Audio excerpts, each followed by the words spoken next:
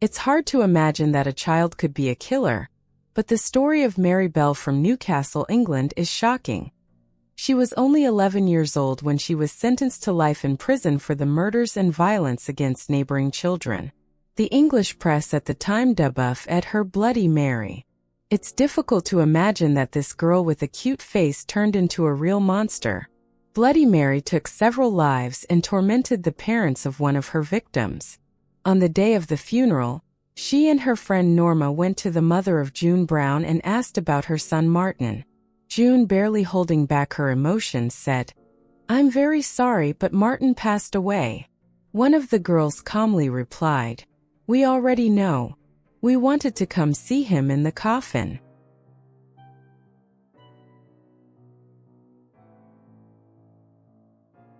Mary Flora Bell was born in Northumberland, in the northeast of England on May 26, 1957, to a family living in one of the poorest areas of the city.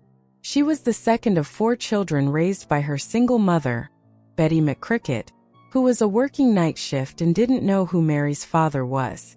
Betty wasn't particularly happy about the arrival of another baby.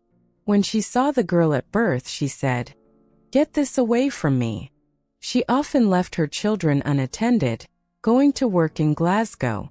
A mother of many children always wanted to get rid of Mary, using various terrible methods. However, Aunt Kathleen always tried to protect the child. Then Betty married the criminal Billy Bell, and for unknown reasons, she always refused relatives who wanted to adopt Mary. When the girl grew up, her mother started taking her to work with her. Mary later recounted that the crimes against her sexual integrity began at the age of 4. As a result, the girl had a range of psychological disorders and peculiarities. The child suffered from enuresis, made up stories about wealthy relatives, and refused to eat with the family unless the food was placed in a corner under the chair. At De Laval Road School, Mary had no friends because of her mother's profession and aggressive behavior.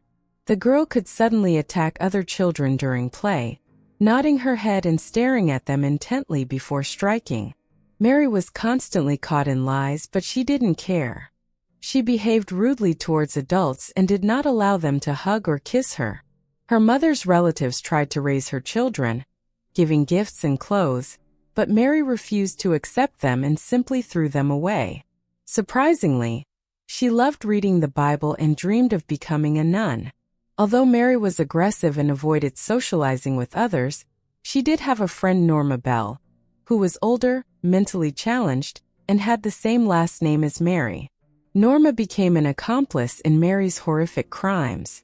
On May 3, 1968, an incident occurred in Scotwood where a 3-year-old child was injured when the 2 friends, Mary and 13-year-old Norma, were playing on the roof of a building. The child, playing with the girls, fell, supposedly by accident, but fortunately survived, although he suffered serious injuries. Later, 3 local women reported to the police that during the game, Bell tried to strangle their children. A police officer visited Betty McCricket's home and spoke with the children, including Mary, but to no avail. On May 25, the body of a 4-year-old boy, Martin Brown, was found in an abandoned house without signs of life. Mary and Norma attended the funeral to see the boy in his casket. Devastated by grief, the mother did not even suspect that those who had killed her son had come to her doorstep. The next day, the girls snuck into the nursery, caused chaos, and left notes pretending to be Martin's killers. The police didn't pay much attention to this insignificant incident and the notes, which contained many mistakes. The note said, "You are mice because we killed Martin. I killed to return. We killed Martin." Soon after, another murder took place. This time the victim was 3-year-old Brian Howe, killed by the young maniacs. The examination showed that the criminal was physically weak, so it could have even been a child. The letter M was carved on the victim's abdomen, and N was carved on the hand. More than 1,000 children were questioned during the search for the maniac. During the questioning, Mary and Norma gave evasive and contradictory statements. Mary lied, inventing a non-existent boy who, she claimed, was playing with Brian before the tragedy. She also claimed that the child had small scissors and was covered in grass and weeds.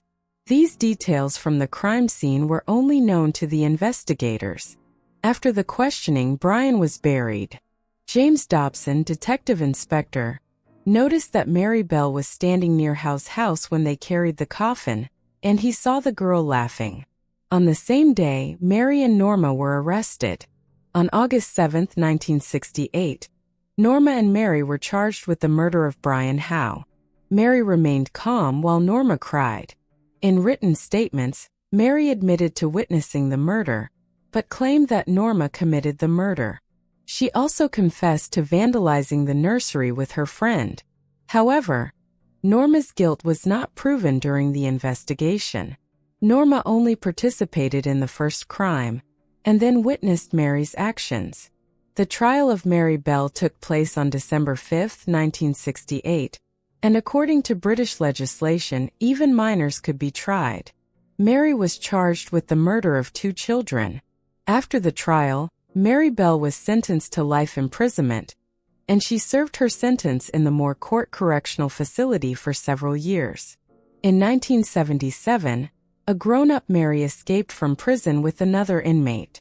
The girls hid in the company of 2 boys and spent nights in different hotels, where Mary presented herself as Mary Robinson. At the end of the same month, the fugitive inmates were caught. According to the law, those sentenced to life imprisonment may have the opportunity for release after a certain period of serving their sentence, and Mary Bell was released after 12 years of imprisonment. At that time, Mary was already 23 years old, and she managed to obtain the right to anonymity. After being released, she changed her name and moved to Sussex in southeast England. On May 25, 1984, she gave birth to a daughter. For some time, Mary and her daughter lived in Sussex, but they were discovered by journalists, and the family went into hiding. It is known that Mary's daughter did not know anything about her mother's past for a long time. On May 21, 2003, Bell won a case in the Supreme Court, which ruled similarly to grant her daughter lifelong anonymity. In January 2009, there were reports in the media that Bell had a granddaughter, who was also included in the lifelong anonymity program. The whereabouts of the killer and her family are currently unknown.